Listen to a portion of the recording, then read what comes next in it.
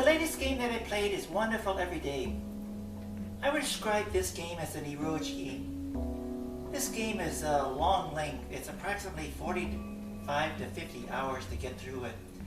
And I was clicking the text boxes as fast as I could just to read them and not listen for the characters to voice them out. This game is nothing to do with a wonderful everyday, if you understand what I'm saying. This is a dark horror type game that has as its heart the idea of a end sky meeting the earth, whatever that means. If anyone's ever played this game, can you let me know what you think of it and exactly what it means, because it's a convoluted story involving a cast of characters in a classroom type setting that have a severe event overcome them. The severe event, to get to the heart of the matter, is they jump off the roof of the school building and do a mass murder suicide of themselves at the prodding of a unknown entity alerting them to the fact that the world is coming to an end, and they at best try to reach the heavenly state before the world ends. This game has stages in it, that is chapters that are named after the such as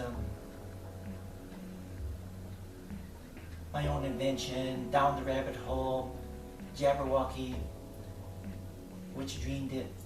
So the poem Jabberwocky plays a part in this too. Well, Jabberwocky is the Lewis Carroll poem from English author that really made no sense. It was a bunch of senseless words put together. And likewise, this is a bunch of senseless acts put together too. To give you an idea of what is involved here, the leader of the cult, who is trying to avert the mass murder or alternately lead these students and the populace to their deaths, is a leader, and he gathers a bunch of followers. Well, one of the followers that is attracted to the cult is a teacher that is a single late 20-ish virgin character teacher. Well, the cult leader entices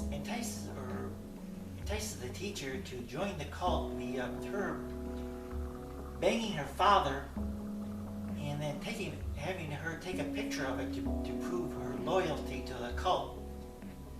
Well, for one reason or another, the teacher goes through the act and essentially attacks her father, ties him up, and then because he can't quite complete the carnal act, she props up his male member with some pencils and tape. Of course, doing that into her honeypot is obviously going to cause a lot of pain and damage, but the teacher goes through with it anyway. Well, after this dastardly act, the teacher somehow believes she's released from all moral bounds, and she goes out in the streets in the buff and proceeds to make her way back to the cult headquarters. Well, she stops along the way and goes to rest at a bench in front of a store, and the desire for the teacher to pleasure herself openly out in the open while she has the cast of passerbys watching her pleasure herself comes to mind. And the teacher essentially loses her mind and vigorously pleased with herself until she's completed, that is, comes to completion. And then she then notices that she's surrounded by a bunch of passersby, so she gets out of there as fast as she can and tries to get back to the headquarters of the cult. There's another scene in this strange story, which there's many strange scenes, where there's a battle between the Angels of Light and the Angels of Darkness. Well, these Angels of Light and Angels of Darkness are doing a battle in the sky. It's an aerial battle involving, as they said, billions and billions of angels that are attacking and trying to get the best of the opposite side. Well, the battle rages for quite a period of time, and you're treated to the scene of the battle in the game, which is a bunch of hacking, slashing, and cutting with the blood flying everywhere. Well, there is no winner in this battle, and every single angel that is in the battle is killed by an opponent. And what's left is essentially a total slime of blood, guts, and gore covering the surfaces of everything that fell where they fell onto either the ground or buildings or whatever. So there's a giant slime of blood, guts, and gore on every single surface. Really a strange scene in this game. There's other scenes involved too, which this is an Eroge game. There's certain carnal scenes involved. One of them is when one of the protagonists, that is one of the three main characters, these three main characters, for another point, are all one character. It's sort of a multi-personality disorder that's come to fruition.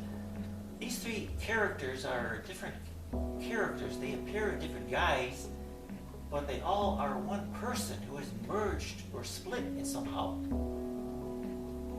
Again, it's a very strange setting for the game. Well, this character entices his sister to show him her panties to him.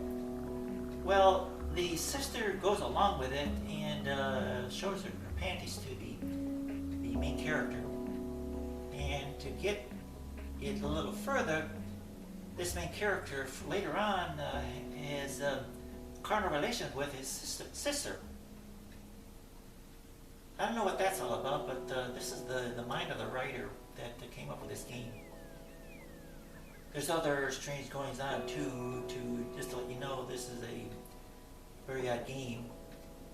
At one point, the characters get back to a dojo that's out in the countryside, and to get ready for this final battle of the baddies with the supposed leader of the cult.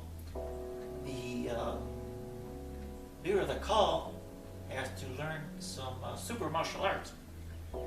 Well, super martial arts is one thing, but there's a certain tact to winning a battle that this main character has to go through. Well, the tact is to actually to think that they're going to win, and then the battle will be won through a superpower of mind.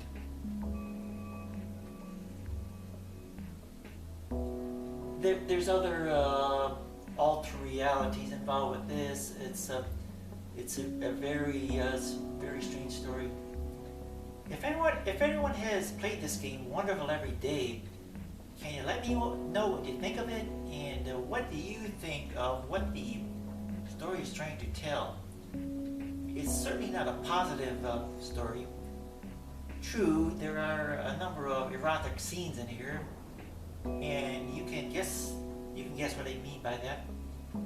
So everything and anything is going on there. One of these anything that's going on involves two Tenari, which are hermaphrodites. Well, these are not normal hermaphrodites. These hermaphrodites that are the white and black Vituri are actually the fantasy of one of the protagonists' online games.